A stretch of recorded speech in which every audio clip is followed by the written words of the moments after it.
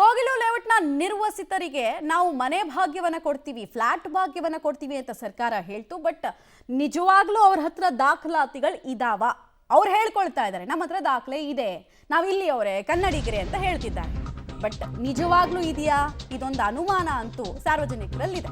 ಹೀಗಾಗಿ ನಿಮ್ಮ public TV ಅನುಮಾನವನ್ನ ದೂರ ಮಾಡೋ ಕೆಲಸವನ್ನು ರಿಯಾಲಿಟಿ ಚೆಕ್ ಮಾಡೋದ್ರ ಮೂಲಕ ಮಾಡಿದೆ. ಅದು ಎಷ್ಟು ಜನ ಅರ್ಹರು, ಎಷ್ಟು ಜನರಿಗೆ ಮನೆ ಭಾಗ್ಯ ಸಿಗ್ಬೋದು, ಸಿಕ್ಕಿದ್ರೆ ಏನ್ ಮಾನದಂಡ ಇಲ್ಲಿರೋದು, ಆ ಡೀಟೇಲ್ಸ್ ಕೊಡ್ತಾ ಇದ್ದೀವಿ.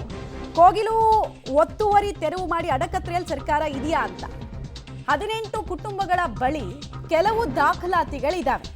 ಟೋಟಲ್ ಆಗಿ 167 ಕುಟುಂಬಗಳ ಪೈಕಿ 38 ಜನ ಮಾತ್ರ ಅರ್ಹರಿದ್ದಾರೆ ಅನ್ನೋ ವಿಚಾರಗಳು ಗೊತ್ತಾಗ್ತಾ ಇದೆ. ಸರ್ಕಾರದ ಪಟ್ಟಿಗೆ ಸ್ಥಳೀಯ ಶಾಸಕರ ಪರ್ಮಿಷನ್ ಕೂಡ ಬೇಕಾಗುತ್ತೆ. ಅಂತಿಮ ಪಟ್ಟಿ ಸಿದ್ಧತೆಗೆ ಸೋಮವಾರ ಮುಹೂರ್ತ ನಿಗದಿ ಆಗಿದೆ. ಈ ಡೀಟೇಲ್ಸ್ ನಾವು ಕೊಡ್ತಾ ಇದೀವಿ. ಟೋಟಲ್ ಆಗಿ ಎಷ್ಟು ಜನ ಅಂತ 167 ಮನೆಗಳ ಪೈಕಿ ಈಗಷ್ಟೇ ಹೇಳ್ತಾ ಇದ್ದೇವೆ ನಿಮಗೆ 20 + 18 ಟೋಟಲ್ ಆಗಿ 38 ಜನರಿಗೆ ಮನೆ ಕೊಡೋದಕ್ಕೆ ಬರುತ್ತೆ ಅನ್ನೋ ಲೆಕ್ಕಾಚಾರ. ಲೇಔಟ್ನಲ್ಲಿದ್ದ ಕುಟುಂಬಗಳ ಪೈಕಿ 20 ಕುಟುಂಬಗಳಿಗಷ್ಟೇ ಮನೆ ಸಿಗಬಹುದು. ಅಂದರೆ 10% ಇಲ್ಲ ಅಲ್ಲಿ ಅಂದಂಗೆ ಆಯಿತು. 187 ಕುಟುಂಬಗಳಲ್ವ ಇದ್ದಿದ್ದು, ಅದ್ರಲ್ಲಿ 162 ಜನ. ಟೋಟಲ್ ಆಗಿ 38 ಜನಕ್ಕೆ ಮನೆ ಅಂದರೆ ಎಷ್ಟು ಪರ್ಸೆಂಟೇಜ್ ಆಯಿತು ಲೆಕ್ಕ ಹಾಕಿ ನೀವೇ. ಡೀಟೇಲ್ಸ್ ಕೊಡ್ತಾರೆ ನೇರ ಸಂಪರ್ಕದಲ್ಲಿ ಜಾಯ್ನ್ ಆಗ್ತಿದ್ರೆ ಸುಕೇಶ್. 187 ಕುಟುಂಬಗಳ ಪೈಕಿ 162 ಜನ ಕುಟುಂಬಕ್ಕೆ ನಾವು ಮನೆ ಕೊಡ್ತೀವಿ ಅಂತ ಹೇಳಿದ್ರು. ಅದರಲ್ಲಿ 38 ಜನ ಅಂತ ಹೇಳಿದ್ರೆ ಪರ್ಸೆಂಟೇಜ್ ಲೆಕ್ಕದಲ್ಲಿ ಅರ್ಹರು ಮತ್ತು ಲೀಗಲ್ ಆಗಿ ವಾಸ ಮಾಡೋರು ತುಂಬಾ ಕಡಿಮೆ ಇದ್ದಾರೆ ಅಂತ, ತುಂಬಾ ಮಿನಿಮಲ್ ಇದ್ದಾರೆ ಅಂತ. ಖಂಡಿತ ಮಮತಾ, ಈಗ ಸದ್ಯಕ್ಕೆ ನಮ್ಗೆ ಬರ್ತಾ ಇರುವಂಥ ಮಾಹಿತಿ, ಸರ್ಕಾರ ಇನ್ನೂ ಅಧಿಕೃತವಾಗಿ ಅದನ್ನು ಪ್ರಕಟಿಸಿಲ್ಲ ಮತ್ತು ಅಧಿಕೃತವಾದ ಅವರ ಒಂದು ಪಟ್ಟಿ ಸಿದ್ಧ ಆಗುತ್ತೆ. ಆ ಪಟ್ಟಿಯಲ್ಲಿ ಎಷ್ಟು ಜನ ಇರ್ತಾರೆ, ಯಾವ ಮಾನದಂಡದ ಮೇಲೆ ಅದು ಕೂಡ ಸಹಜ ಕುತೂಹಲ ಅದು. ಆದರೆ ಇದುವರೆಗೆ ಅಧಿಕಾರಿಗಳು ಸಮೀಕ್ಷೆ ಮಾಡಿದ ಪ್ರಕಾರ ಬರ್ತಾ ಇರುವಂಥ ಮಾಹಿತಿ, ಅವರು ಸರ್ಕಾರಕ್ಕೆ ವರದಿ ಸಿದ್ಧಪಡಿಸಿರುವಂಥ ಮಾಹಿತಿಯನ್ನು ಆಧರಿಸಿ ಹೇಳೋದಾದರೆ 38 ಜನ ಅರ್ಹರಿರ್ಬೋದು. ಆದರೆ 20 ಜನ ಸಂಪೂರ್ಣ ದಾಖಲಾತಿಗಳೊಂದಿಗೆ ಅರ್ಹತೆಗಳನ್ನು ಇರುವಂಥವರು 20 ಕುಟುಂಬಗಳು ಇದ್ದಾವೆ ಅನ್ನುವಂಥದ್ದು.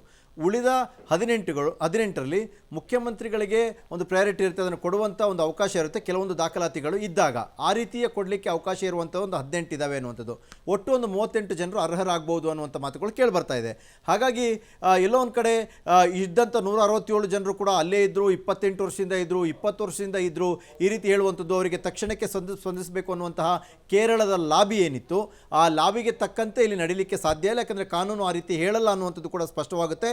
ಹಾಗಾಗಿ ಸರ್ಕಾರದ ತೀರ್ಮಾನ ಅಥವಾ ಮುಖ್ಯಮಂತ್ರಿಗಳು ಉಪಮುಖ್ಯಮಂತ್ರಿಗಳು ತರಾತುರಿಯಲ್ಲಿ ಪತ್ರಿಕಾಗೋಷ್ಠಿ ಸಭೆಗಳನ್ನೆಲ್ಲ ನಡೆಸಿದ ಹೊರತಾಗಿಯೂ ಕೂಡ ಎಲ್ಲರೂ ಕೂಡ ಅರ್ಹರಲ್ಲ. ಇನ್ಯಾರೋ ಲಾಬಿ ಒತ್ತಡ ಮಾಡಿದ ಕೂಡಲೇ ಕಾನೂನನ್ನ ಮೀರಿ ಎಲ್ಲರಿಗೂ ಕೊಡಲಿಕ್ಕೆ ಆಗಲ್ಲ ಅನ್ನುವಂಥದ್ದು ಕೂಡ ಇದರಿಂದ ಸ್ಪಷ್ಟವಾಗ್ತಾ ಇದೆ. ಹಾಗಾಗಿ ಎಲ್ಲೋ ಒಂದು ಕಡೆ ಇದ್ದಂಥ 167 ಮನೆಗಳ ಅಥವಾ ಒಡೆದಾಕಿರುವಂಥ ಮನೆಗಳ ಪೈಕಿ ಕೇವಲ 38 ಜನ, ಅದರಲ್ಲಿ 20 ಸ್ಪಷ್ಟವಾಗಿ ಅವರಿಗೆ ಕೊಡಲಿಕ್ಕೆ ಅರ್ಹತೆ ಇರುವಂಥವರು ಮತ್ತು ಉಳಿದ 18ಗೆ ಒಂದು ಆದ್ಯತೆ ಮೇಲೆ ಕೊಡಬಹುದಾದಂಥ ದಾಖಲಾತಿಗಳನ್ನ ಹೊಂದಿರುವಂಥವ್ರು ಅನ್ನುವಂಥದ್ದು ಕೂಡ ಈಗ ತಿಳಿದು ಬರ್ತಾ ಇರುವಂಥ ಮಾಹಿತಿ ಕೂಡ ಮಮತಾ. ರೈಟ್, ಧನ್ಯವಾದ ತಮ್ಮೆಲ್ಲ ಮಾಹಿತಿಗಾಗಿ ಸುಕೇಶ್. ಒಟ್ನಲ್ಲಿ ಮಾನವೀಯತೆ ಉಕ್ಕಿ ಹರಿದ್ರೂ ಕೂಡ ನಿಯಮಗಳು ಅಂತ ಸರ್ಕಾರ ಮಾಡ್ಕೊಂಡಿದೆ, ಹಿಂದೆನೇ ಮಾಡ್ಕೊಂಡಿತ್ತಲ್ವಾ.